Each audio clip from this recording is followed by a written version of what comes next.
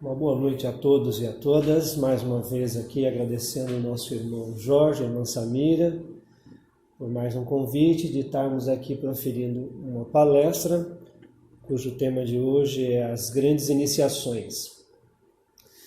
E também saudamos aqui, aproveitando, já que estamos filmando aqui a palestra pelo nosso irmão Osmar, que logo mais estará aí no YouTube, E por incrível que pareça, o acesso sempre é bem maior. Então, ou seja, a divulgação de um ensinamento teosófico, ele não se restringe mais às quatro paredes de uma loja teosófica, E que assim seja para sempre, Mas escolhemos um tema que realmente é bem interessante, e esse tema já foi muito abordado, dentro do movimento teosófico, fora do movimento teosófico. Outros estudiosos escreveram, além de autores teosóficos, sobre as iniciações. É um tema que parece assim estar muito distante de nós, E realmente, de um ponto de vista assim, da nossa personalidade, realmente ele se encontra quase numa situação de algo inatingível. Porém, ele não é para a alma. Porque esse encontro com este conhecimento, com este saber espiritual, ele é um tesouro da nossa divindade, do ser que vive no centro do nosso coração. Eu vou citar aqui uma frase que foi dita há pouco tempo pelo ministro do Supremo do Tribunal Federal, Dias Toffoli. E as pessoas podem dizer, poxa vida, citar esse indivíduo num tema sagrado se torna às vezes até algo profano. E isso me faz lembrar um irmão que hoje mora na Índia, que é o Pedro de Oliveira. Ele também fez uma citação uma ocasião, quando ele esteve no Brasil, que hoje ele não mora mais no Brasil, é um irmão de Porto Alegre, e ele citou uma frase de Nietzsche, Friedrich Nietzsche. E havia na plateia uma socióloga, doutora da PUC, e não gostou da citação, Achou aquilo um certo absurdo dele ter se apropriado de uma frase para um tema que para ela tinha muita relevância, importância e não era cabível. Entretanto, ele respondeu: todas as pessoas e seres humanos produzem coisas boas e coisas ruins. Nós não vamos nos apegar àquilo que é ruim. Se existe algo do que ele produziu que não seja benéfico à humanidade, mas existe escritos e pensamentos deles que também são úteis e servem à humanidade. E a frase dele era que o indivíduo, quanto ser humano, deveria procurar e deixar-se governar por uma única instituição, a sua própria alma. Perfeito. E Dias Toffoli, nesse nosso tema que nós estamos abordando, ele teria dito para um grupo de advogados, juristas, uma frase assim, que ser juiz é não ter desejos. Aí eu me pergunto, é não ter desejos somente no ato do exercício público ou na vida público e privada? Nos dois. Se ele se referia somente na vida pública, no exercício da sua profissão, é uma questão muito importante. É a imparcialidade. É o verdadeiro sentido da justiça dela ser cega, entre aspas. E eu gostei muito dessa afirmação de tudo que ele falou, que ser juiz é ter ausência de desejos.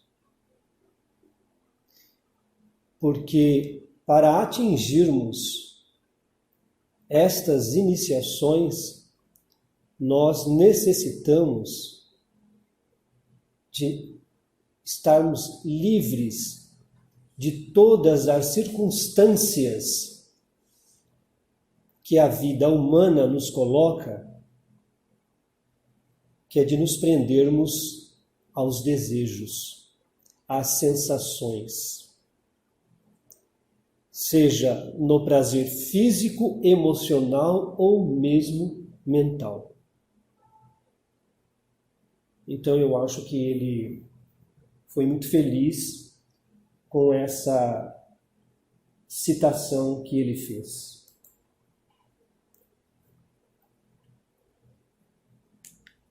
Mudou aqui? Mudou.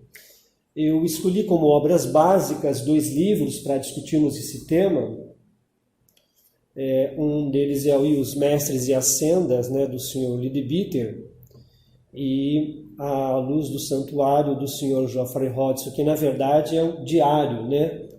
O diário oculto do Sr. Geoffrey Hodgson, que também é um grande orador e escritor teosófico. E foram as 2 obras que eu me apropriei das informações que facilitaria para o entendimento do tema que nós vamos abordar. Porém, eu vou dar aqui,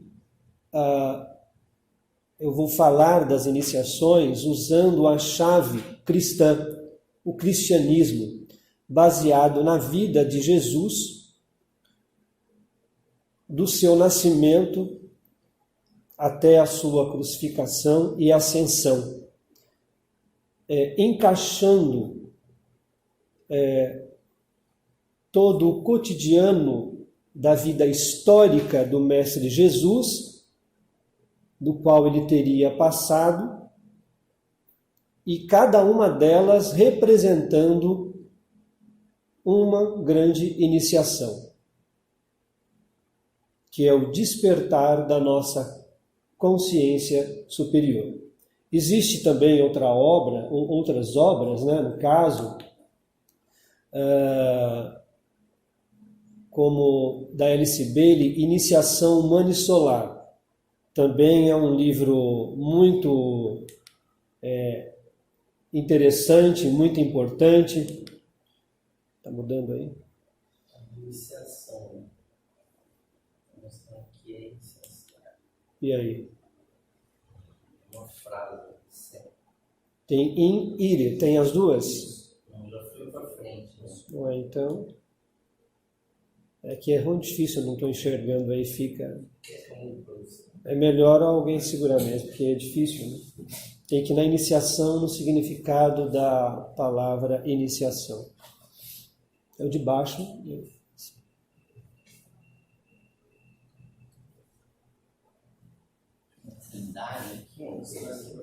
Eu estou na iniciação. Deixa eu dar uma olhada aí, porque... Certo. Então, voltando, né, Alice Bailey também tem uma obra muito boa, que é a Iniciação Humana e Solar, e ela destaca outras grandes iniciações, no qual não estarei discutindo aqui, que é a partir da 6ª em diante. Agora, a palavra em si, iniciação, para os irmãos que vão conseguir enxergar, né, infelizmente não temos aí a projeção, vem dessa raiz in, que é dentro de, e ire, né, que é ir, no sentido, tá, de andar, se voltar para algo. Este se voltar é para dentro de si. É o encontro de algo que é sagrado. É se retirar do profano, do estado de consciência da ignorância e entrar na câmara da sabedoria. Esse seria o sentido. E no Diário Oculto do Sr. Geoffrey Hodgson há um pensamento que ele também é muito introdutório para esse nosso tema, porque para alcançarmos a iniciação eu preciso de estar neste caminho que me leva a essa expansão de consciência espiritual, esse se voltar para dentro, esse despertar da consciência da alma na personalidade humana. E ele diz, abre aspas, a senda é o único caminho para tal felicidade.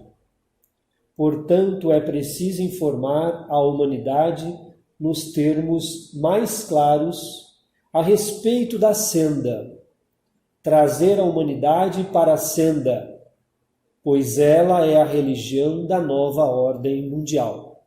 Fecha aspas.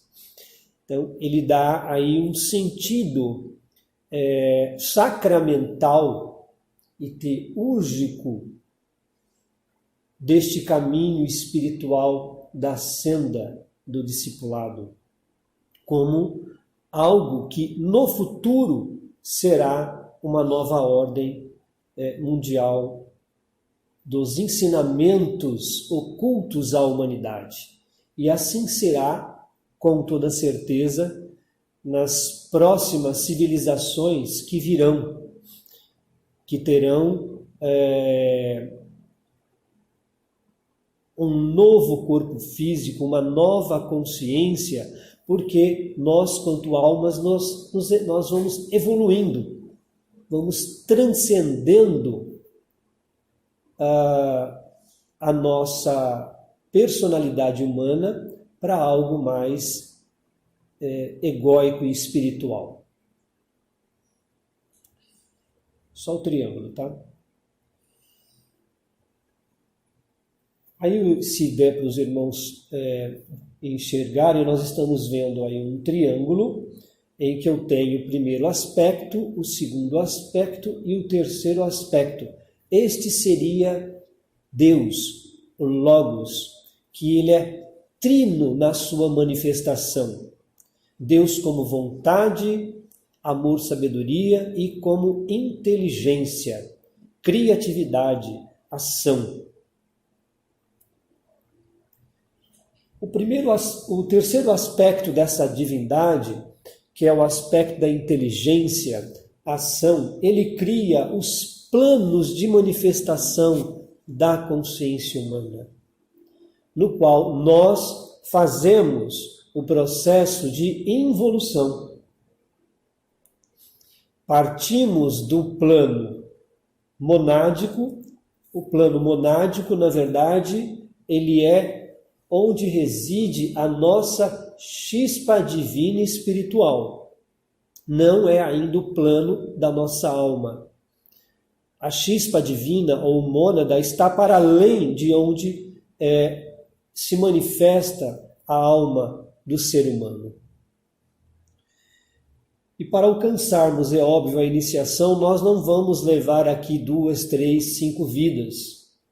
Mas até chegarmos ao plano físico, a alma humana, ou essa chispa divina que emanou de si uma alma, e desta alma emanou de si uma personalidade humana, até chegar isso, ela levou milhões e milhões e milhões de anos fazendo essa involução até chegarmos ao corpo físico como essência elemental.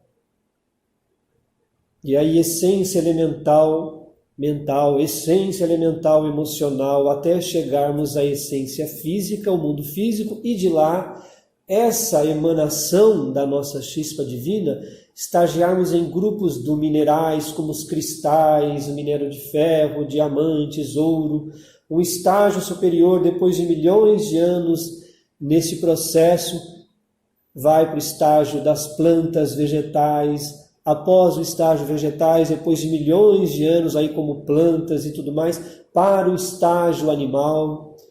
seja na cadeias dos insetos, dos animais marinhos, animais terrestres, e estão lá milhões e milhões de anos até ele alcançar a sua individualização e chegarmos nesse ponto onde está o amarelinho aí, e nasce e surge a alma humana individualizada. Porque até milhões e milhões de anos atrás, o seu primeiro estágio era como essência, ocupando depois os estágios mais rudes da matéria, depois dos vegetais, e aí o animal, e agora o ser humano.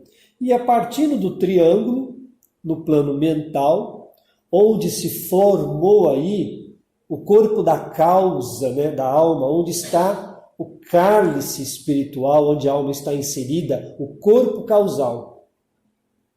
Então é a partir dali que nós podemos dizer que começa o momento da evolução humana e que com toda certeza levará o homem à iniciação.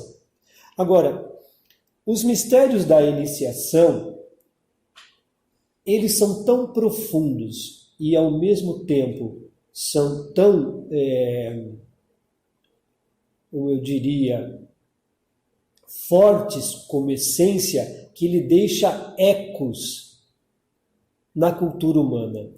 E uma das primeiras que nós temos aí é na própria vida acadêmica. A vida acadêmica, ela absorveu, de acordo com os períodos históricos que foram passando, ritos e passagens que são comuns na iniciação. Como vocês podem ver aí, dois estudantes da graduação recebendo aí como que fosse um gorrinho, né, que simboliza, né, um quepá, uma passagem de mudança do estágio comum em que a pessoa estava, que ele era estudante, e hoje ele é um profissional graduado. Então ele passa pela colação de grau e o reitor vai lá e faz essa imposição de mãos, que está no símbolo deste pequeno chapéu burro, que ele põe na cabeça do candidato. Eu me lembro muito bem, na minha graduação, o nosso reitor foi literal, ele escolheu um candidato para ir lá na frente e ele simplesmente foi lá e pôs a mão na cabeça do cidadão e disse umas palavrinhas, né? Esse aqui também é um outro quadro, só para mostrar aí o juramento que todos nós fazemos, e também esse juramento de estender a mão direita é feito em ritos também religiosos, nós vamos ver. Está aí uma frase que ela é um pouco comum. Com o poder que me confere a legislação tal, e em nome da universidade tal, outorgo-lhe o grau de bacharel ou licenciado em. Então, isto é uma palavra, frase de poder. E ela também é muito semelhante em outros ritos. Ela também aparece.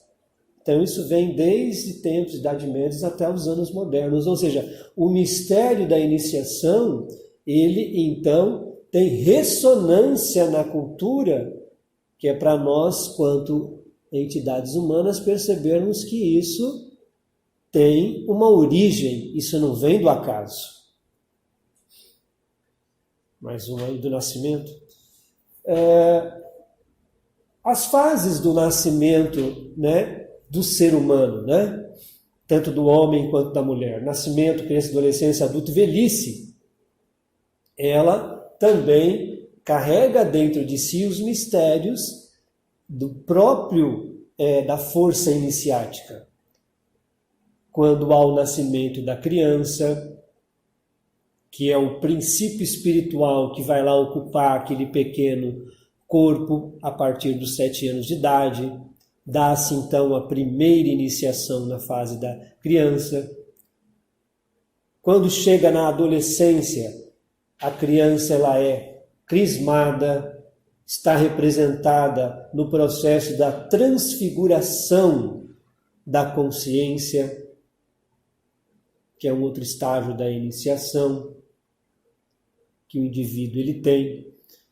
E uma fase anterior, a intermediária, essa é o batizado, porque a criança ela é batizada.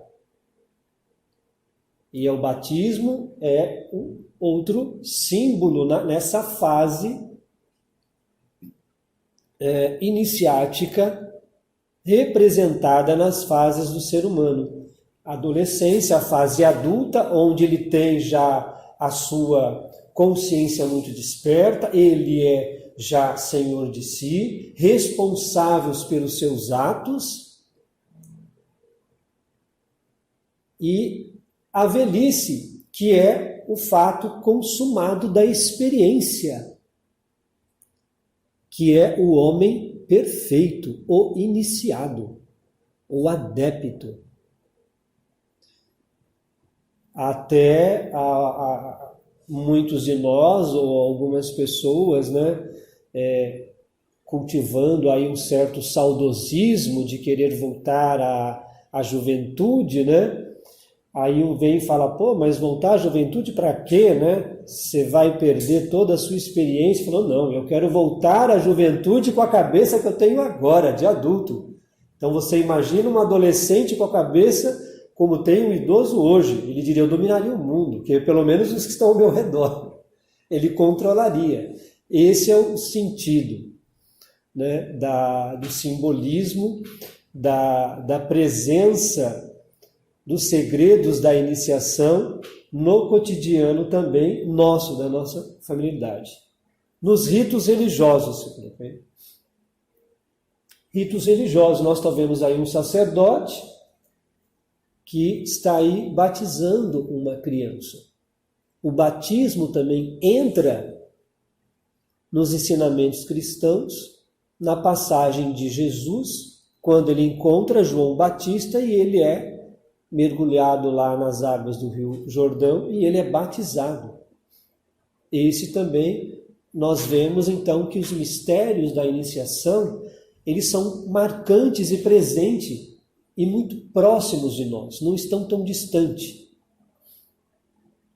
É difícil de você atingir, mas a cultura, ela nos mostra que isso é um fato real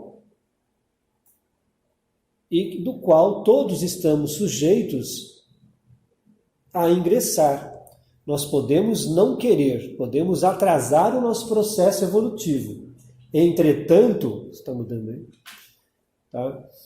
Vocês podem ver aqui outros ritos religiosos, né? Até coloquei aí a foto de Jesus com João Batista, religião judaica, religião afro, budismo, né, outros formatos também, né, que nós estamos tendo.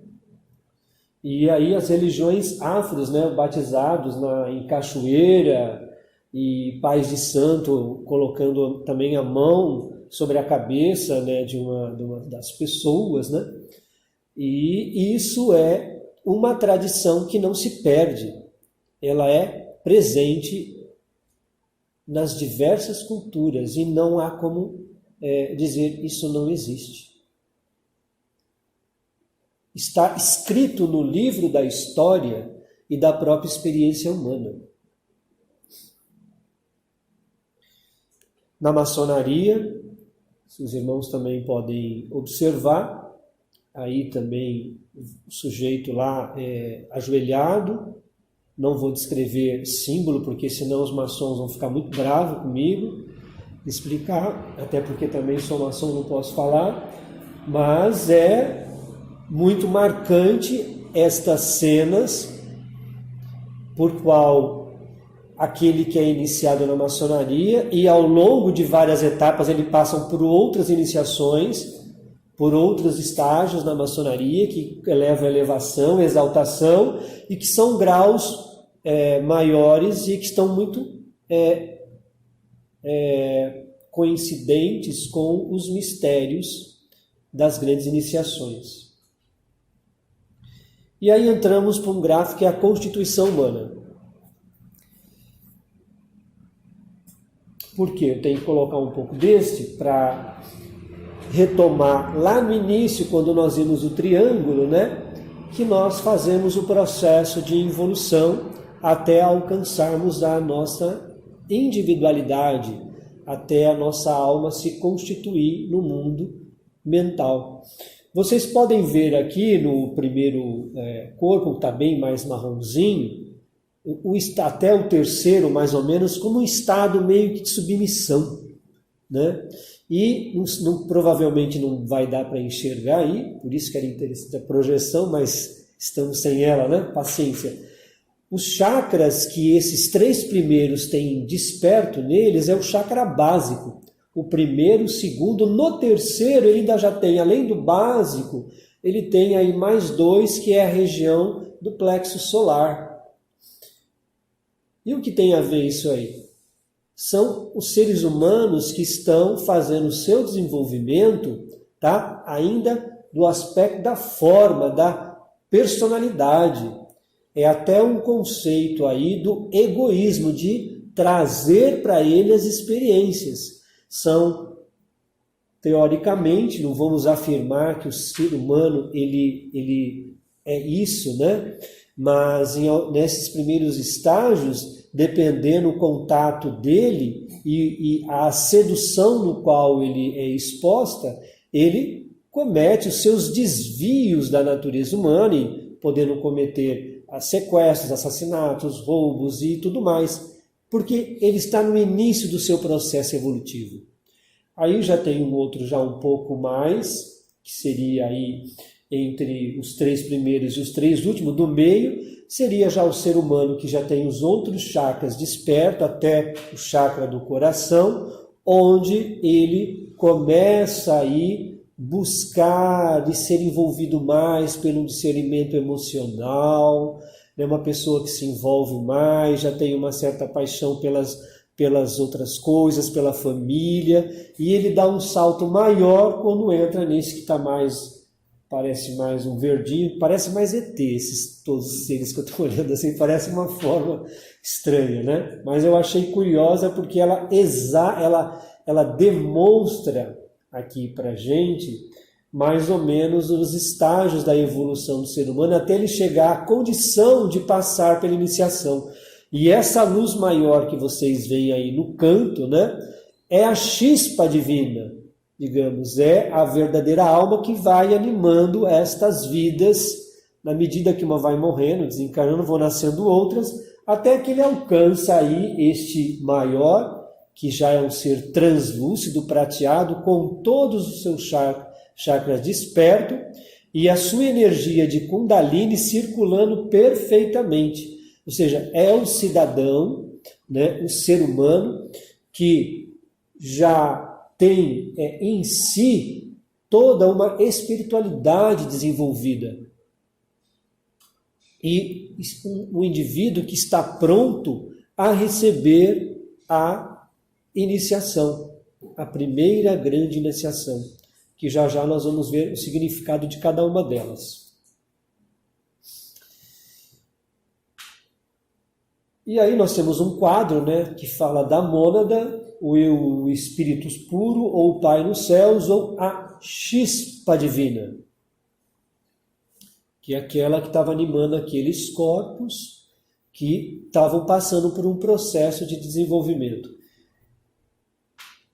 Essa mônada, ou chispa divina, ela, na verdade, ela reflete os 3 aspectos daquele triângulo lá, tá?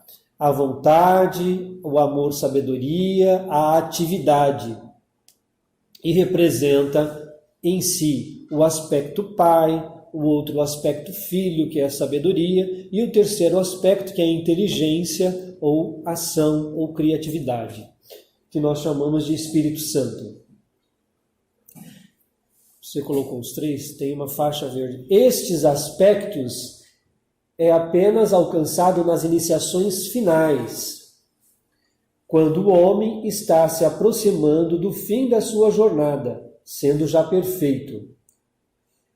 Então, esse aspecto, quando o ser humano, que na medida que ele vai evoluindo, adquirindo experiência, ele recebe iniciação cuja sua centelha divina ou mônada, ela brilha e tem desenvolvido esses 3 aspectos de Deus, do Logos, ele, na verdade, já chegou nos estágios finais da iniciação.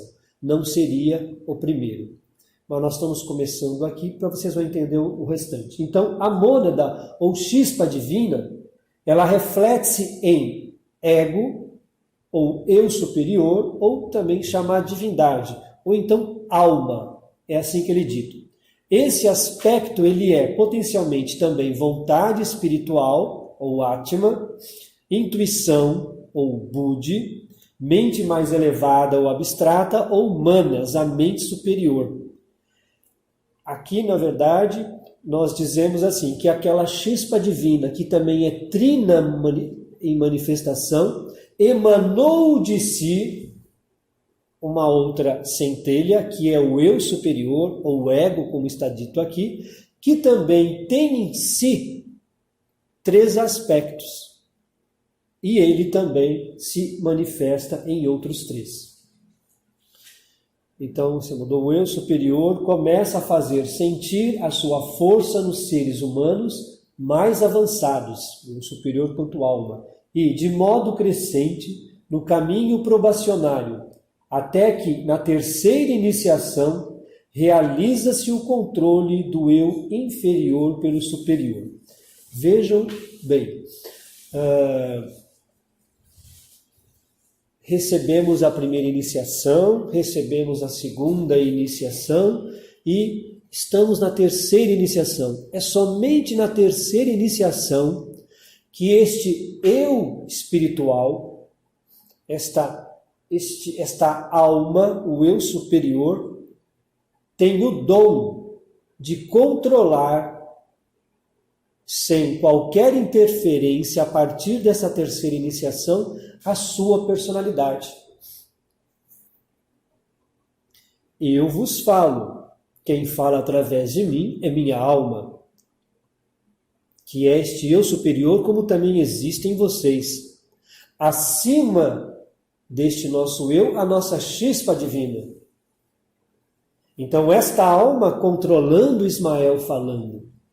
Porém, Ismael, quando acaba de falar lá fora, escorrega e faz bobagem. Então, se eu faço bobagem, é porque ainda este eu interno divino, ele não me controla totalmente. Eu me confundo com os meus próprios desejos, por isso eu erro.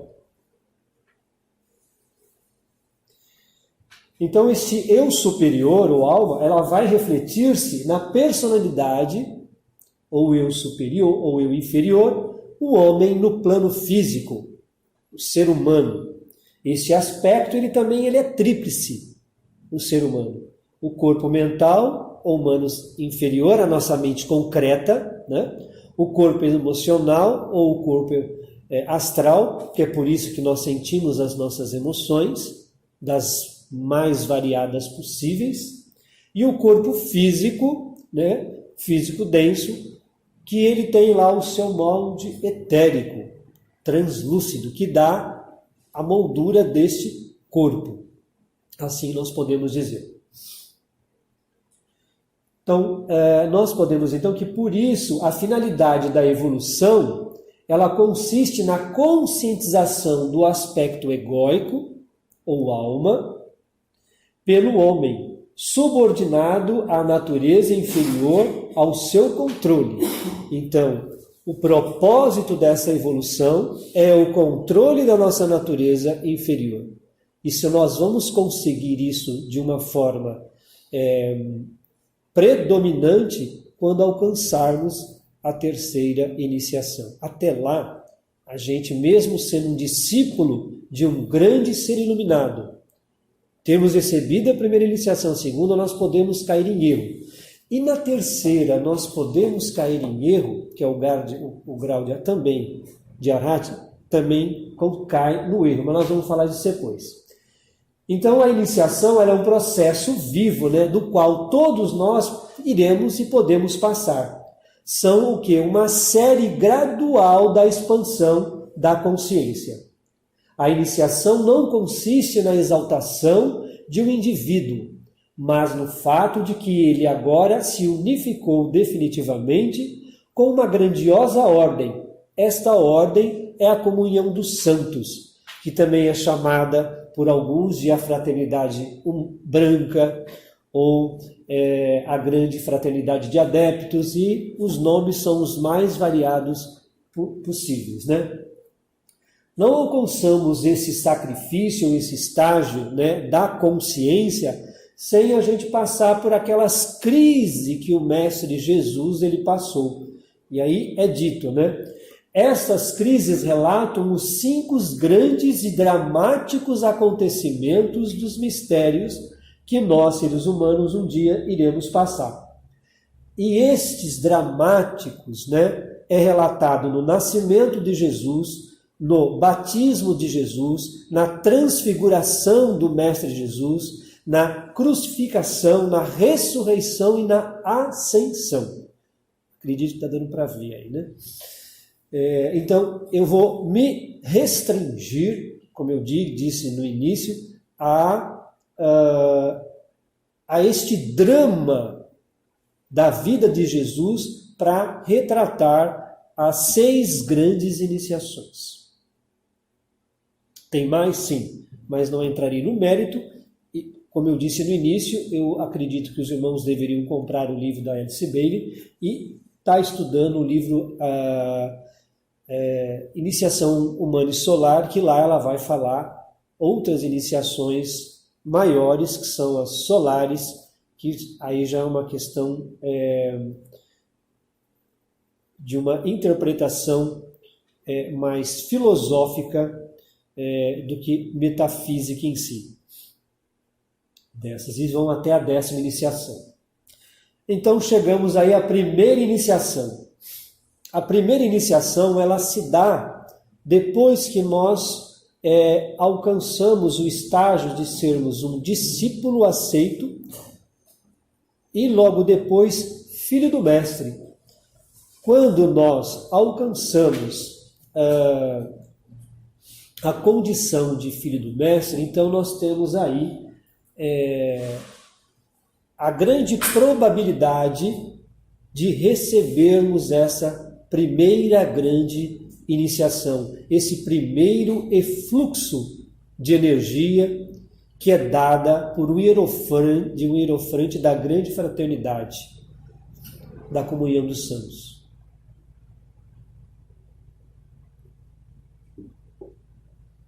Agora, isso é numa vida? Não necessariamente. Eu estou agora numa imagem com desenho. Jesus de Nazaré nasceu em Belém. Pois todas elas? Nazaré? Ok. Isso, são 2 imagens aí. Bom, aqui nós chegamos no simbolismo dessa primeira iniciação. Eu coloquei aí uma pintura, né? Que numa suposta gruta onde teria nascido Jesus, e também aqui aquela suposta gruta da Natividade, né?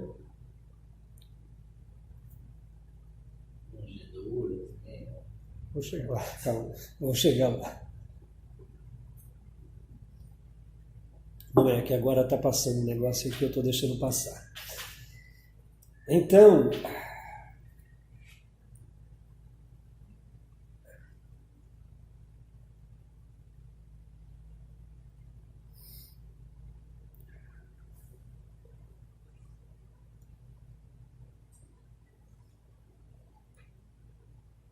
bom, nós vemos nisso um símbolo muito bonito, né? Como está dito aqui, Jesus de Nazaré nasceu em Belém. Belém é dito aí por alguns como a casa do pão, com o pão da vida, né? É a tradução pela questão de Belém. E Nazaré seria o sentido de que se consagra, né? E seria o local, a caverna. E é destacado como um lugar, como está posto, né? A consagração.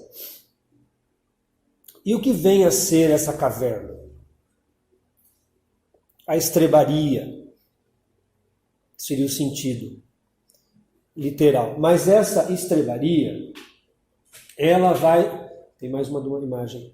Ela, na verdade, é o próprio ser humano. Nós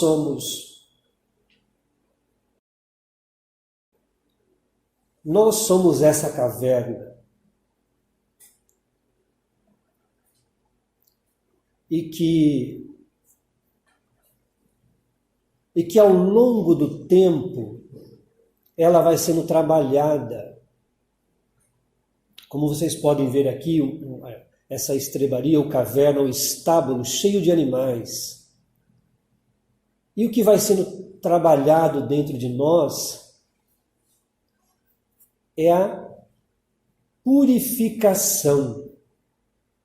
Nós vamos como que apaziguando os nossos sentimentos, purificando-nos do egoísmo.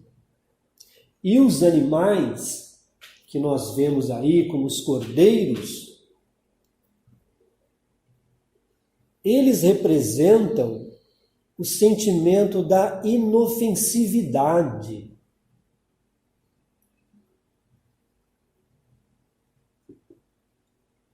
E é dito pelos grandes historiadores mais antigos, medievais, e indo até mais em Orígenes, que, na verdade, a estrebaria em si, elas nem existiam, eram cavernas mesmo, porque as escavações daquela época eram utilizadas para as instalações das estrebarias. Por isso, que nós vemos aí realmente o símbolo da estrebaria dentro de uma caverna, o estábulo na caverna. E a palavra caverna é sinônimo de cripta, do grego cryptos. E cryptos é o equivalente a gupta, que se aplica a tudo que tem caráter secreto. Então, Gupta ele vem da raiz gup, que tem o sentido de cobrir e ocultar, do mesmo modo como gu, que deriva da palavra guha. Então, caverna é o centro vital em que reside não só Jivatma, que seria uma consciência além de Atma. Jivatma já estaria na consciência da nossa chispa divina, a mônada, como é dito. Então é nessa caverna, nela que ocorre o nascimento e o desenvolvimento desta alma, quando nós tornamos os nossos animais selvagens em cordeiros, na inofensividade. Aqui tem mais uma imagem, essa sim seria a imagem da natividade, toda aí cheia de candelabros com lâmpada acesa, e na verdade ela é realmente numa gruta, onde supostamente teria aí nascido o Mestre Jesus. Mas esse ponto, historicamente falando, não dá para a gente realmente confirmar isso aí. Agora, os próximos incensos, tá? Agora nós vamos ver aí que nós temos um símbolo também que vai surgir, que na presença, quando Jesus nasceu, vieram lá os famosos 3 reis magos, e eles trouxeram mirra, ouro e incenso. E esses 3, eles nada mais são do que o domínio da personalidade. Então, o ouro é o símbolo do corpo físico purificado. O incenso representa as nossas emoções apaziguadas. E a mirra, ela vai ser o princípio mental equilibrado, a mente concreta perfeitamente dominada. Então, a primeira iniciação o indivíduo ele recebe quando ele tem ali o controle da sua personalidade. Porém, nós vimos que o controle total se dá a partir da terceira. Mas sem essa análise inicial, não será possível. Então, chegamos então aí à segunda iniciação. Essa é uma imagem muito interessante aí do... Vejam bem aí o nosso João Batista, né? Com a sua mão erguida à frente, a sua mão direita, como que passando ao Mestre Jesus ali, naquele momento, no suposto Rio Jordão, e Jesus ali todo entregue a essa fonte, né, essa energia espiritual que adentra ao seu corpo, né? E acima paira aí essa pomba da iniciação.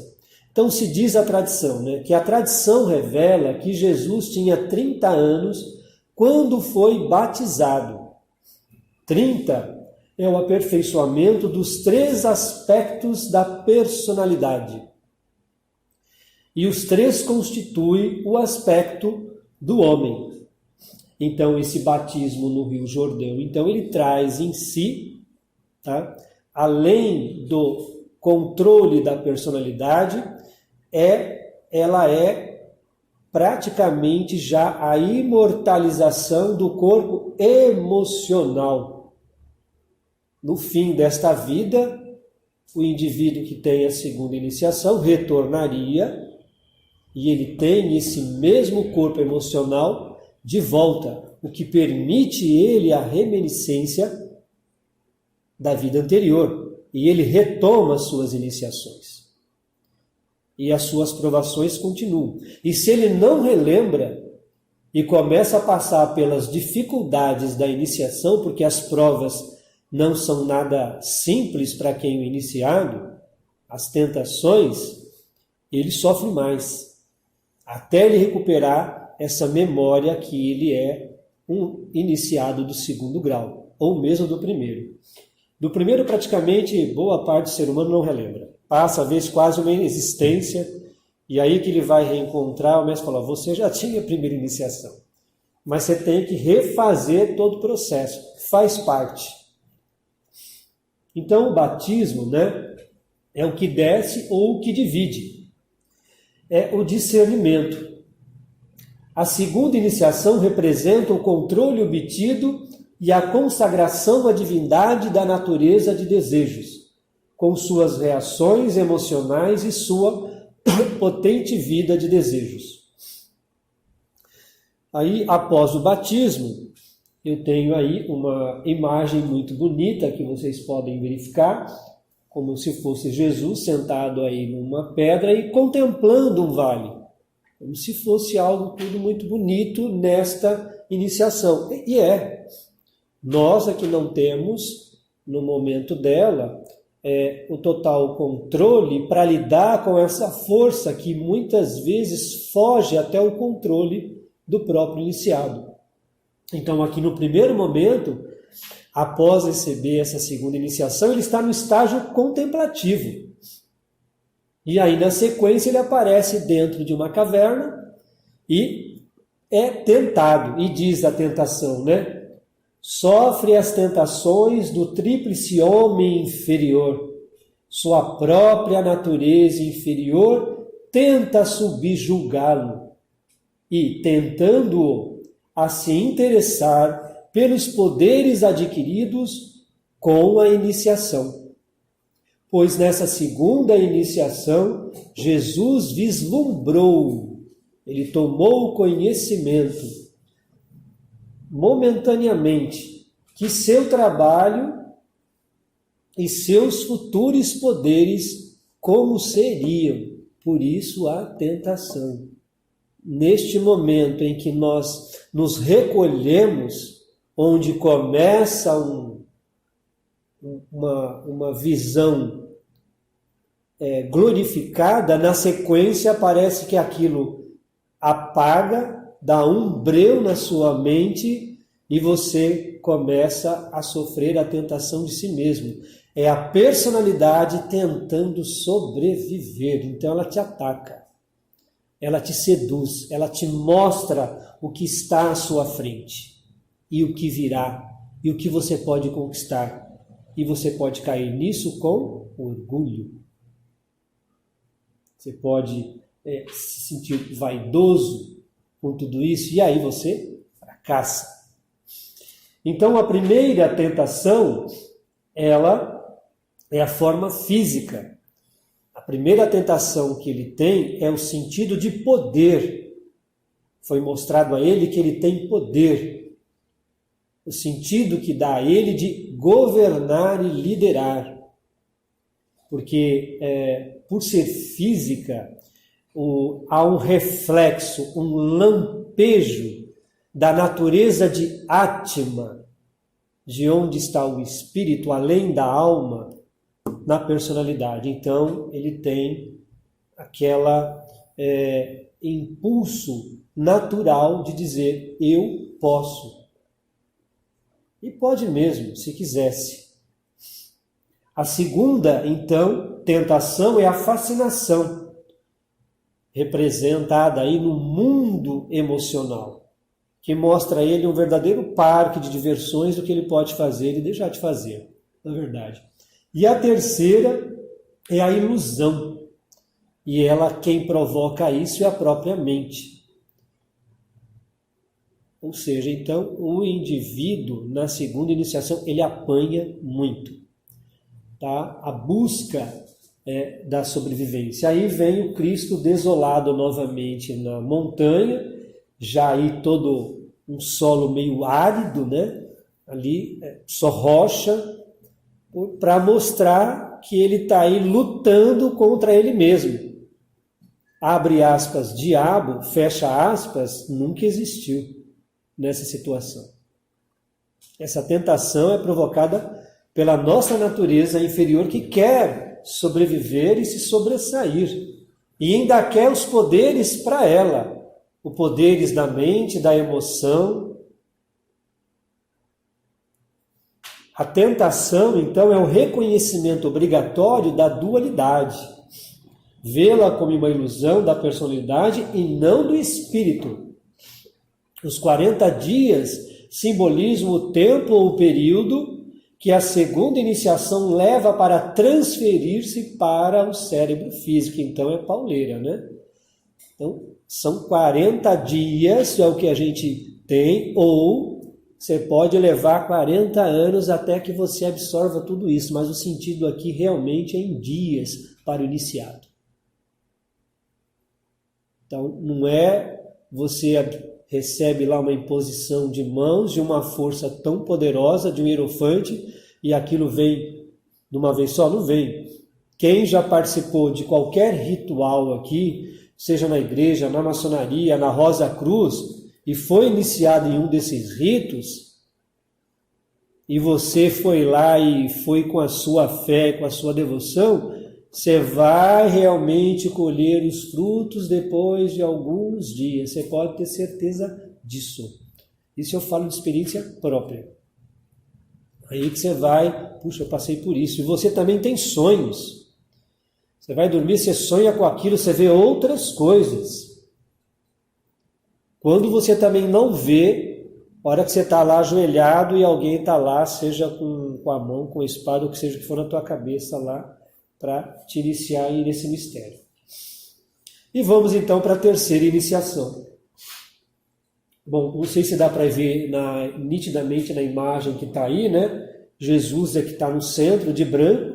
À direita de Jesus nós temos aí Moisés, tá? E aí à esquerda, né? Elias, né? Moisés é a razão, é Atma, desperto no Mestre Jesus nessa terceira iniciação.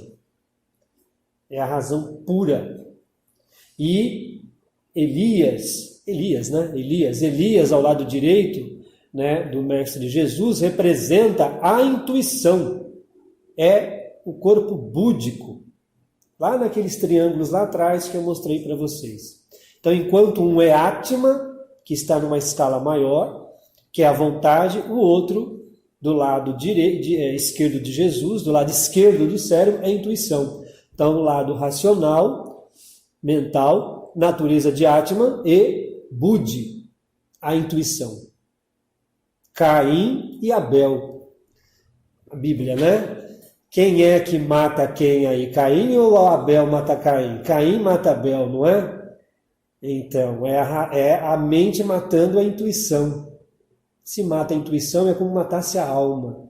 Como que você evolui e se desenvolve? Então, é um sujeito que se volta muito para a matéria, o Caim. Aqui, nesse caso, Jesus está muito além disso. O seu Caim e Abel já se tornaram Buddhi e Atman, já se tornou a verdadeira intuição, ou razão pura, e o outro é a inteligência, o poder. Então, há uma passagem novamente aí de Jesus entre os dois, né? Seu rosto brilhava como o sol e suas vestes eram brancas como a luz, tão brancas como a neve.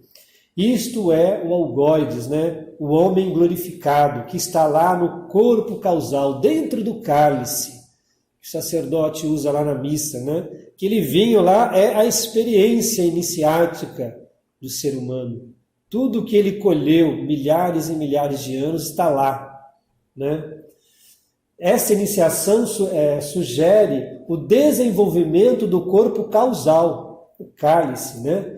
É o ego ou alma que se põe em contato mais íntimo com a mônada ou chispa divina. Daí a transfiguração do Mestre Jesus lá no Monte das Oliveiras. Suas roupas não brilhavam lá tão brancas, tão alvas, e tudo era luz. É este aspecto aqui, a transfiguração. E é interessante que enquanto a transfiguração na tradição católica, ela está muito associado ao que nós podemos dizer, a confirmação, ao crisma que é dado pelo bispo à criança. E é interessante que a crisma ela é dada na adolescência, que é o ponto intermediário da infância para a juventude e fase adulta. Então, nessa idade, o crisma ele é muito importante porque vai ajudar a despertar os pensamentos abstratos no adolescente e desenvolver a sua mente concreta. Enquanto batizado na Igreja Católica, que é a segunda iniciação, está ligada à segunda iniciação, que é o corpo emocional, tá? Ela cria nesta criança uma proteção para o desenvolvimento da personalidade e do corpo emocional desta criança. Então, Moisés ali seria Atman, né? Já foi falado, e Buddhi. Então, a transfiguração de Cristo, né? Tá vendo, vocês estão vendo um sol aí, na verdade é este sol, né? No alto da montanha é um estado elevado da consciência. A terceira iniciação, nos tornamos um verdadeiro sol. Por isso que eu fiz questão de colocar esse sol aí muito colorido, que é para tentar retratar, né, como se torna a natureza humana, né? Os poderes de Atman, de Buddhi, que é a intuição, e da mente abstrata, ela vem ao cérebro físico. E ele passa a ter o controle e o domínio desta força. Bom, nessa segunda situação, né, Jesus ele tem que aí descer aos infernos. Aí é que vem... Viu que eu coloquei os infernos entre aspas aí, porque eu não creio e não acredito no inferno, mas aqui o sentido bíblico ele é outro, né? O nosso próprio Mestre Jesus, ele está aí, vou até mudar aqui, é uma segunda imagem, ele está meio que no umbral aí, né? Está aí meio que carregando a cruz dele, em volta uma luz, porque ele é pura luz, ele é aquele sol, e nesse estágio ele precisa... fazer o resgate, não só de si próprio, como das próprias almas que estão realmente ali os desencarnados ou encarnados. Ele está apto, meus irmãos, a instruir. Porque a terceira iniciação, ela dá o dom da instrução, dom profético. Ele se torna aí um verdadeiro verbo rágico de sabedoria. Então ele vai realmente ao inferno, correto? Que é o sentido de também dentro dele e arrematar tudo que ainda existe de inferior em si próprio, que é o outro sentido dessa interpretação, e acabou daqui para frente, esses animais selvagens lá da estrebaria não existem mais. Então ele se torna o verdadeiro cordeiro. O verdadeiro cordeiro de Deus, né? Como assim é dito, né? E aí ele também, uma outra imagem mais moderna, né? Nessa iniciação, então, ele se torna o que nós chamamos de Anagamin. Anagamin é a tradução daquele que não volta. Ele não precisa necessariamente voltar, mas ainda ele tem algumas vidas pela frente, porque ele deseja outras iniciações. E ele tem aí, claro, a sua aura solar, né? Para dar a ele a condição de fazer o que ele bem entende. Feito isso, ele concretizou o seu trabalho espiritual. É muito difícil o Anagamin não querer voltar, mas também é dito que ele só volta mais 2 ou 3 vezes. Depois disso ele pode entrar no Nirvana. Claro, por quê? Porque ele se torna um adepto, um homem perfeito, e realmente não precisa. Mas ele volta para dar a continuidade. E entramos então na quarta iniciação. Né? Essa quarta iniciação, nós temos lá no livro de Lucas, né, capítulo 23, versículo 39 a 43, o seguinte. Vejam aí na mensagem que Jesus está supostamente aqui na cruz, né, mas pela imagem ele estaria, né, mas do meu ponto de vista ele não foi crucificado, eu tenho uma outra interpretação. E ao lado dele tem os famosos 2 ladrões, né? Eu não falei para vocês Caim e Abel à toa não, tá? É exatamente isso aí, o Caim e Abel. Tá? Um lado racional, o outro mais intuicional. E um deles lá diz, né? Se tu és o Cristo, salva-te a ti mesmo e a nós. Respondendo, porém, o outro repreendia-o, dizendo, tu nem ainda temes a Deus, estando na mesma condição. Um está questionando o outro, né? Ou seja, na mesma condenação, porque um, enquanto é a razão, o outro, que é da intuição, é o aspecto mais do amor. Então está tentando aí o amor querendo se sobressair, que é o aspecto correto, para alcançar aos céus. E Jesus responde, né? Lembra-te de mim. E disse a Jesus, Senhor, lembra-te de mim quando entrares no teu reino. O cara, que seria da intuição, do outro lado, responde. E Jesus vai naquela famosa frase, né? Disse-lhes a eles, né? Em verdade te digo que ainda hoje estarás comigo no paraíso. Bom, Jesus não ia literalmente pegar os 2 ladrões e levar, mas o que entra no paraíso? Esse paraíso é exatamente o corpo causal, onde está a própria alma glorificada, onde esses aspectos teoricamente inferiores que já estão purificados estarão com Cristo. É a sua própria mente e a sua intuição. Os 2 estarão com eles, porque os 2 estarão unificados com a figura do homem perfeito, com a figura de Cristo. É esse o sentido mais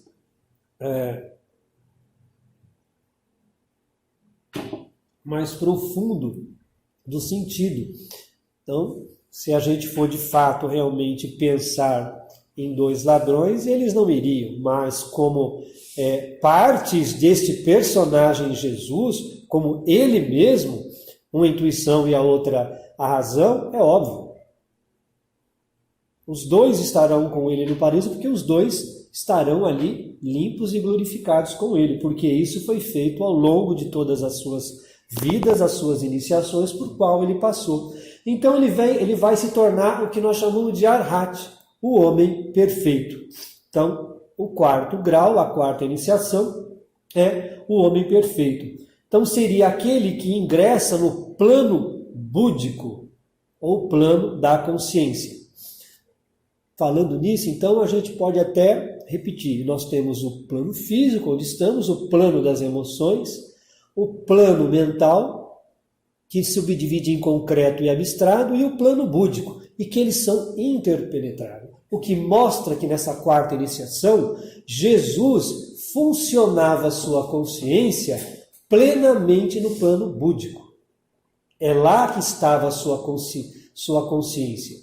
Então ele trazia todos os poderes que ele tinha deste plano para este mundo. E poderia utilizar. Porque então quando ele olhava para o indivíduo, para um ser, ele dava, obviamente, ele enxergava através das pessoas, através da vida. Ele podia ver o futuro das pessoas. Por isso, então, ele curava. Ele tinha o dom da cura desse poder. Ele olhava e sabia se esse indivíduo ele podia, sim, ser ou não curado.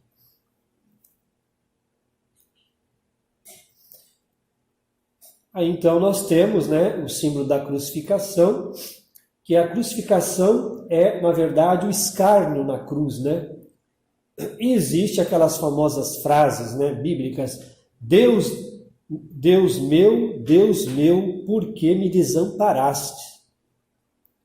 Isso é o que nós lemos. A senhora Blavatsky vai dar uma tradução diferente e diz: meu Deus, como me glorificas?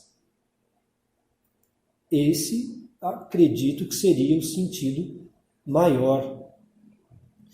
Claro que a crucificação ela é um sofrimento, porque na quarta iniciação o indivíduo ele é deixado só. É como se a sua alma retirasse de você, mas você continuava ali, funcionando sem emoções, sem pensamento, e você não sabia o que está acontecendo. É uma ausência do ser. Isso faz parte. Que é para ver até onde vai a fé daquele que alcança almejar a quinta iniciação. Na quarta iniciação, uma vez atingido, depois de sofrer muito, o indivíduo não fracassa mais. Não há mais fracasso. Não há como o fracasso atingir uma alma do quarto grau. E nesta iniciação nós sofremos com aqueles que estão mais próximos de nós. Com os nossos parentes, com os nossos amigos, com aqueles que estão ao nosso lado.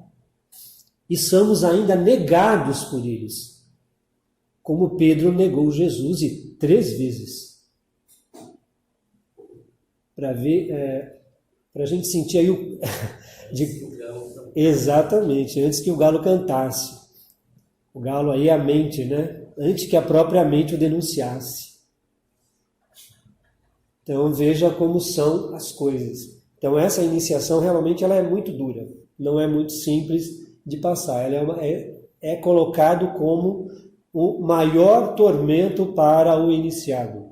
Como uma das mais difíceis, nós podemos dizer assim. E aí vem, ambas encerram uma verdade, pois nessa iniciação o ser humano é deixado só. Ele experimenta o estado de avit, o sem ondas, ou sem vibrações, ou sem alma, o vazio. Ele se sente separado de toda a vida do Logos, ele se sente separado de Deus. Mas isso é uma ilusão, ainda tentando para trazer para a matéria e tentar levar o homem ao fracasso. É a mais angustiante das provações. É mais uma das tentações, a do eu separado, a do eu todo-poderoso, né? Eu posso, eu mando, eu faço e você me obedece. A crucificação serve para sinalizar o aspecto aflitivo, enquanto a ressurreição, que virá aí, o aspecto prazeroso dessa iniciação.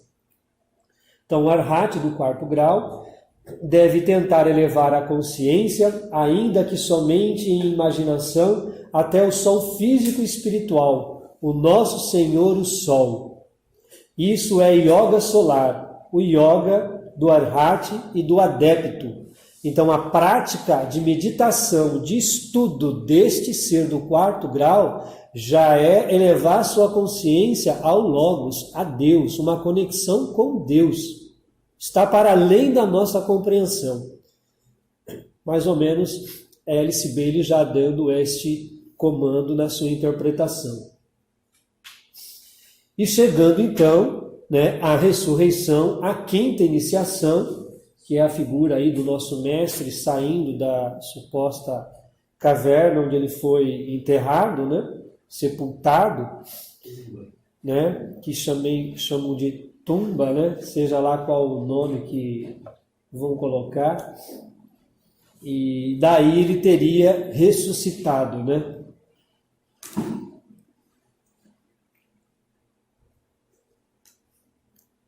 Bom, o que nós temos então aí, né?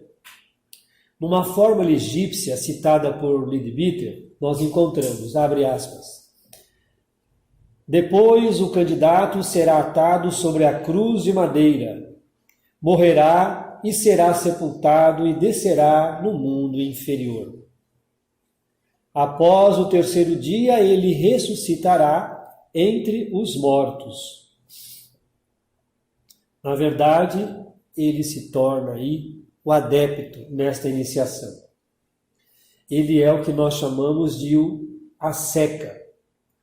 É o indivíduo que controla, neste momento, na ressurreição, todas as forças da natureza. Se ele estalar os dedos nesta sala e aqui estiver um adepto, pode chover em todo mundo, menos nele. Ele tem o dom de comandar todos os elementos, os espíritos da terra, do fogo, do ar e outros do qual nós desconhecemos. Ele tem o controle dos elementos. Está à frente do ser do 5º grau da iniciação. É dito que diante dele abrem 7 portas e ele pode escolher uma do qual ele pretende trilhar o seu caminho. Entre elas, por exemplo, que foi feito pela mãe de Jesus, é trilhar o caminho dos anjos, da hierarquia dos anjos. Ela entra por este caminho. E existem outros 6 caminhos, no qual nós podemos escolher. Então, é dito que o adepto, né, ele nada mais tem a aprender, e é fato. É um adepto capaz de ensinar. Isto pode ser observado numa passagem que diz, abre aspas, Cristo infundiu línguas de fogo nas cabeças de seus discípulos na festa de Pentecostes, fecha aspas. Então ele une-se aos seus discípulos, ele instrui. As línguas representam, e o fogo, o ensinamento. O fogo, porque o conhecimento, quando ele é puro, razão pura, ele é ígneo. Então ele tem o poder, inclusive, de destruir. Para a gente ter uma ideia. Mas quando se diz aqui que o adepto não tem mais nada a aprender, nós podemos abrir um parênteses. Será?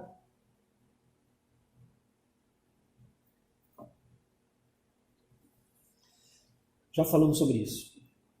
Tendo passado a 5ª iniciação, que ele confere misteriosamente a si mesmo, ele não pode recuar, falhar ou jamais agir em qualquer assunto importante, nem mesmo com o mais leve traço de vontade própria. Interessante aqui que a quinta iniciação ela é autoconferida. Você recebe isso, mas é provocado por si próprio, que é do Logos para você. No caso aí, da sua centelha divina, a sua chispa divina, a mônada para você, porque o contato do homem ou da mulher do quinto grau é direto com a mônada, por isso que ela é autoconferida. A mônada, ou seja, você próprio se reconhece como alguém do quinto grau. Estou nesse estágio. E você então não pode recuar e dizer não. Você está. Nesse sentido, ele é infalível, o adepto, né? Não pode se enganar sobre qualquer assunto para o qual ele direciona a sua atenção. Isso está no livro A Luz dos Santuários. Ele possui um poder de concentração altamente desenvolvido, muito além de tudo que um ser humano é capaz. Sua vontade parece com um feixe de fogo branco que pode ser focalizado a um grau máximo quando torna ativo e concentrado. Está também no livro Diário Oculto do Geoffrey Ross. Ele está tentando descrever quem é um adepto, quem é um ser humano do quinto grau, seja homem, seja uma mulher. O mestre alude a esta realização do adeptado e da superação da morte como entrada na casa ou na hierarquia oculta. Então, se tornando um adepto, ele passa literalmente a constituir essa hierarquia, a comunhão do santo ou a grande fraternidade branca. A quinta iniciação, então, corresponde à primeira iniciação cósmica. Por isso que eu disse, abre parênteses, será, fecha parênteses. Então, se ele não tem nada a aprender, ele não tem nada a aprender neste nosso universo, planeta Terra. Mas ele tem, para além dos mistérios do qual existem em outros sistemas solares. Isso vai ser dito pela senhora Alice Bailey. A quinta iniciação corresponde à primeira iniciação cósmica, aquela do aprendiz admitido na maçonaria, e faz do mestre um aprendiz admitido na loja em Sírius. Aqui ela está mencionando Sírius como a nossa estrela Sírius, tá? No qual o adepto do quinto grau, que quer continuar a sua evolução, já que aqui na Terra os ensinamentos que existem nessa hierarquia não tem mais nada a ensinar, ele vai para um outro sistema. No caso aqui é na estrela de Sírius. O nosso adepto aqui entraria lá como um discípulo do primeiro grau. Ele passaria então para um outro estágio, ou seja, mas num grau, primeiro grau de uma iniciação cósmica, coisa já diferente. É dito, abre aspas aqui, que as crianças em Sírios, e já vou explicar isso aí, que parece um pouco absurdo, né? Falar, tem crianças em Sírios, nem qual planetas em Sírios, ninguém ainda desvendou nada, né? Existe Sírios A e Sírios B, bem lembrado. Na região de Sírios B, teoricamente, supostamente, haveria lá um planeta. A vida não necessariamente seria igual à da Terra física, mas poderia ser etérica ou astral ou mesmo no mental. Diz que uma criança de lá, de Sírios, ela tem em si, de 7 anos ou um adolescente, todo o conhecimento que um adepto já tem aqui. Ela já tem um autodomínio lá. Isso é dito pela senhora Alice Bailey. Como eu não cheguei nesse aspecto e não meditei o suficiente para ter certeza disso, eu estou citando ela. Mas não duvido realmente que as coisas sejam assim, porque a evolução ela também se procede em outros sistemas solares e elas continuam. E entramos então na sexta iniciação, né? Que é a ascensão, depois da ressurreição do nosso Mestre Jesus. nós entramos na ascensão, que é aquele que tornou-se um chefe de si mesmo. Essa é a tradução para aquele que está na sexta iniciação. Ele é um chefe de raio. Então, por exemplo, se a minha personalidade é segundo, quando eu entrar na sexta iniciação, eu serei um chefe do segundo raio. Se eu sou do terceiro, eu serei o chefe do terceiro. Se eu sou do sexto, eu serei o chefe do terceiro raio. São 7 temperamentos humanos, então são 7 raios. E nós evoluímos num desses. A sexta iniciação marca o ponto de conquista do Cristo e faz com que o raio sintético do sistema, que fique sob o seu controle, torna o homem um Shohan. Shohan quer dizer, um Shohan da sexta iniciação controla a lei e todos os níveis da cadeia. Aqui seria da nossa cadeia terrestre, do que regem a cadeia terrestre. Ele estaria lidando aqui com forças que vêm diretamente do Logos, quem está na sexta iniciação, diferente do quinto. Então é a percepção da força do Logos, é a aplicação desta força de Deus, ou a utilização dessa força da divindade solar. Ele sabe como gerir e como fazer. Então, na sexta iniciação, o iniciado, funcionando conscientemente como o aspecto do amor da mônada, ou da chispa divina, é trazido pelo seu pai a um maior reconhecimento e se torna consciente com o Logos, ou Deus, né? E percebe dentro de si mesmo a unidade de toda a vida e de toda a manifestação. Ele entende, sem qualquer sombra de dúvida, o propósito e o plano de Deus de imediato. E ele irá colaborar e construir para a consolidação do plano de Deus, que é a evolução de todos os seres, sem qualquer distinção.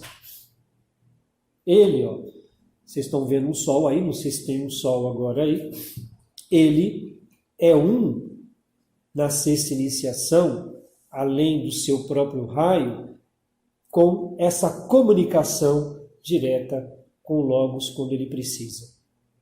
Só que abaixo dele existe uma hierarquia, então normalmente ele fala com outros que também têm um contato maior e acima dele, que é o que está numa sétima iniciação, numa oitava iniciação, numa nona, numa 10ª iniciação, que não é o nosso objeto de estudo. Agora, vale a pena dizer uma coisa aqui, uma pausa, né? Por quê? Porque estas iniciações, ela está ligada ao desenvolvimento de um fio, que ele é chamado de Antakarana.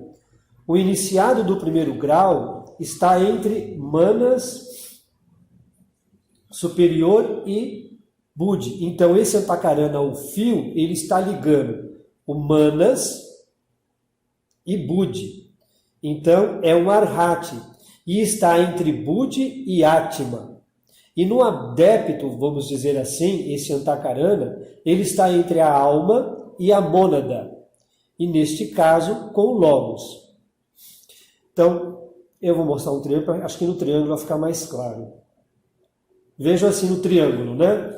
O de cima é a mônada, né? Que eu li na sequência, a tríade espiritual. Este pontilhado é o suposto fio, ou Antakarana, que se liga com a alma, com o corpo causal, onde está o eu superior. E o triângulo de baixo é da personalidade, onde não é a linha pontilhada, como vocês podem ver, mas é uma linha reta. Também é a continuidade do Antakarana. Então, o que acontece no desenvolvimento espiritual do homem?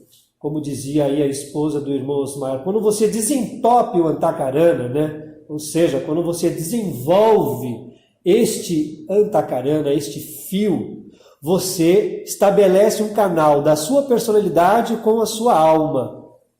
Estou sinalizando o alto da minha cabeça porque, querendo ou não, há uma estrela que representa o nosso ser, que brilha no alto da nossa cabeça.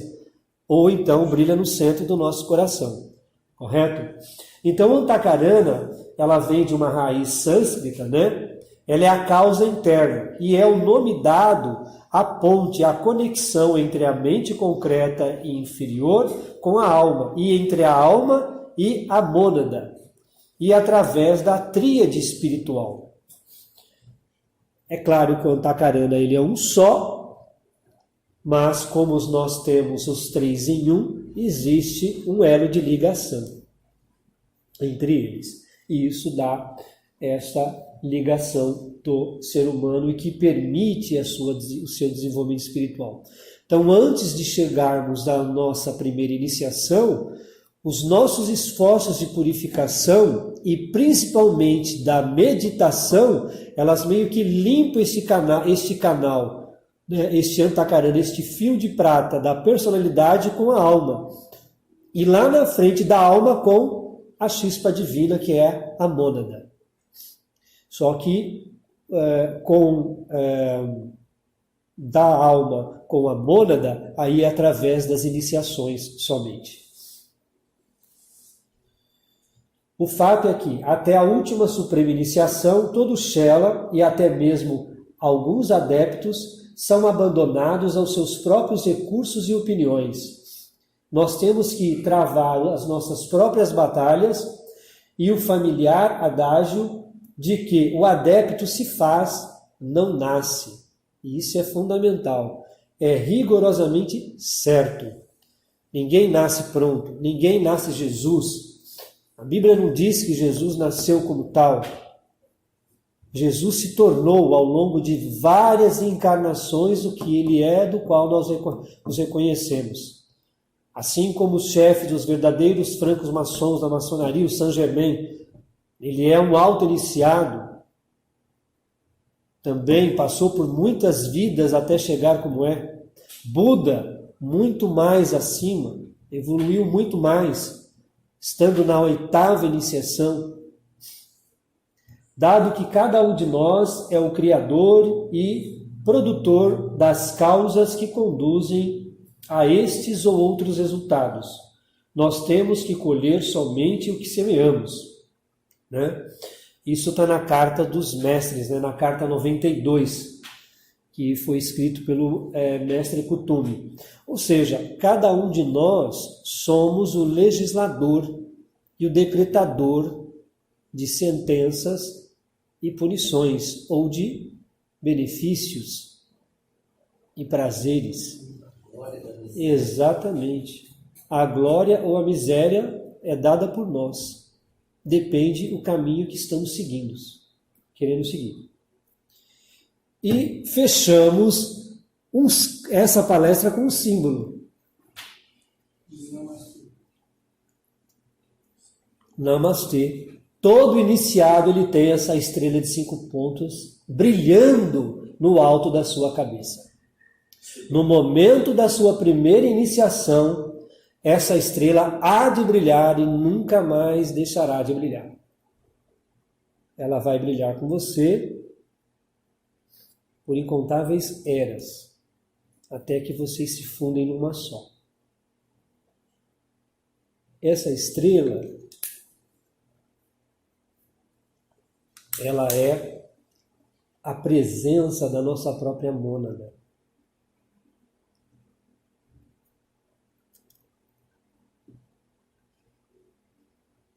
Ela é em si também o símbolo daquele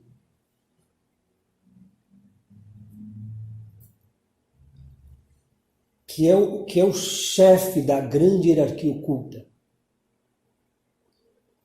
Essa estrela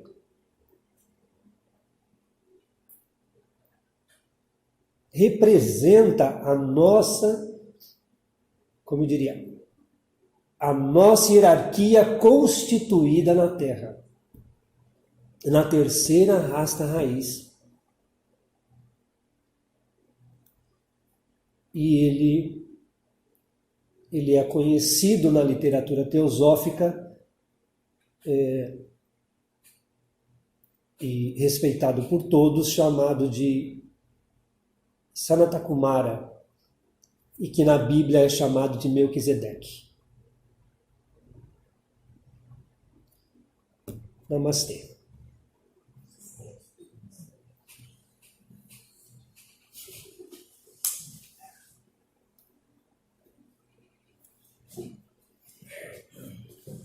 Bom, devolvo a palavra. Mas também essa estrela simboliza o homem perfeito, né? Pode ser a mulher também. Também. Aquele seria do Leonardo. Ao irmão Jorge, a palavra é sua, senhor presidente. Nossa, achei que eu ia falar menos. Nós estamos abertos para perguntas. Ainda... Se todos entenderam, quiserem fazer perguntas também, é o direito de cada um de nós.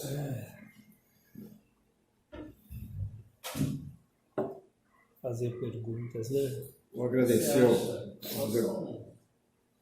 Você acha, Ismael, que a questão do desenvolvimento do Mestre Jesus, né, em outras encarnações, isso transparece também na Bíblia? Em coisas do Velho Testamento? Sim, aparece sim. Acho que quando ele fala assim, é uma frase que até você cita muito, né? Como é que é? Se eu ver se eu lembro decor. Eu sou a radiante estrela da manhã, e que inclusive está até no Apocalipse, né? E isso é falado, se eu não me engano, por aquele personagem, ele é a reencarnação inclusive de Davi. Jesus é o próprio Davi. E no livro do Apocalipse, quando é citado uma dessas frases, ele está se referindo, é o próprio Mestre Jesus se colocando. Por quê? Porque a vida dele não se constituiu no Novo Testamento, mas ela veio passando por várias Elias, Davi e outros personagens que foram evoluindo, até chegar no Novo Testamento, né, do que estaria dado o nascimento do Mestre Jesus. Mas tem sim. Teria que ler todas as passagens e buscar cada uma delas e fazer um elo de ligação.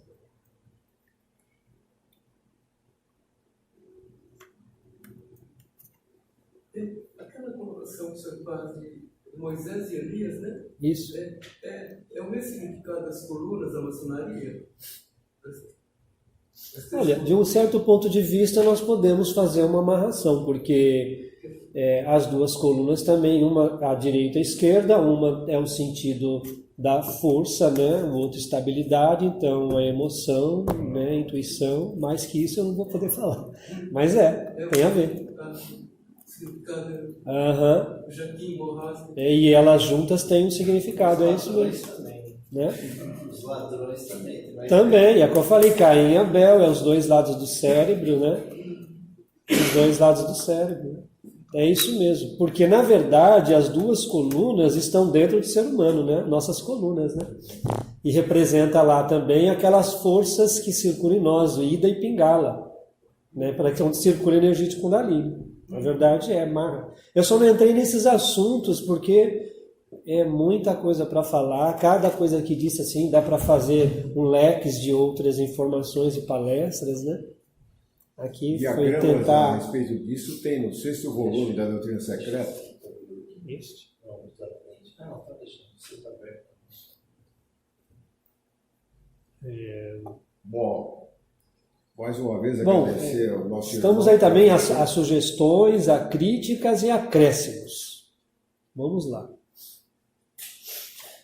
Como eu disse, né, leiam também o livro, quem puder comprar, não tem, acho que não está, a edição não tem mais, mas já existe, tem em sebo, né, da Alice Bailey, a Iniciação Humana e Solar. Lá ela vai tratar das outras iniciações. Eu não quis porque eu quis utilizar como símbolo, né, o Novo Testamento só. Tem PDF na internet? Também tem o PDF, né? Muito bom. E a minha próxima palestra, se tudo der certo, para daqui 2 meses, que ainda estou preparando, estudando, é sobre o simbolismo da Arca de Noé. Maravilha. Muito bom. Mas aí são 2 horas para falar, você não tem paciência? Muita então coisa. E eu vou trazer o meu. Aliás, eu vou doar o meu retroprojetor para a loja, porque assim não vai ter mais esse problema. O meu tá novinho, o meu não tem.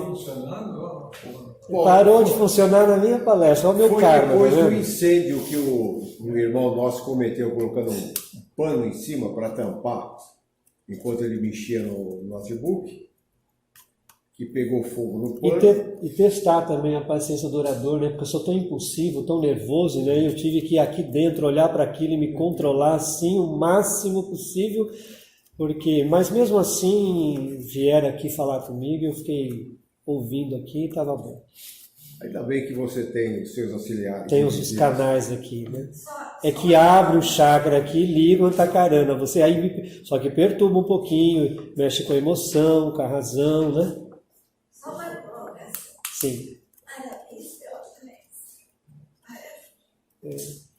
Não foi como eu gostaria. Eu estou me autoavaliando aqui, eu dou nota 6, hein? Vale lembrar que através da oração e da meditação nós podemos alcançar as iniciações. Sim, é o caminho do serviço. A meditação e a oração, ela se resume no caminho do serviço. É um dos caminhos que leva à iniciação. Eu não entrei nem nisso, nem nos caminhos, né? Que eu podia falar dos caminhos caminho B, caminho C. E do anticaminho, né? Que é o pior. É que você... Que leva a outro tipo de iniciação. Não entrei no mérito. Mas vamos lá, né? Vamos lá. Opa. Então, antes do nosso chazinho teosófico, estão todos aí convidados, eu vou encerrar com a meditação da unidade.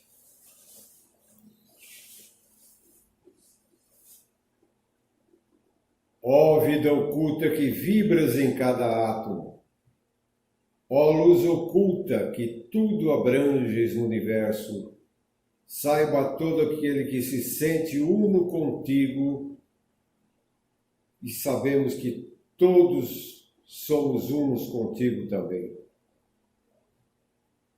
Shanti, Shanti, Shanti. Está encerrada mais uma sessão da Loja Rajeó.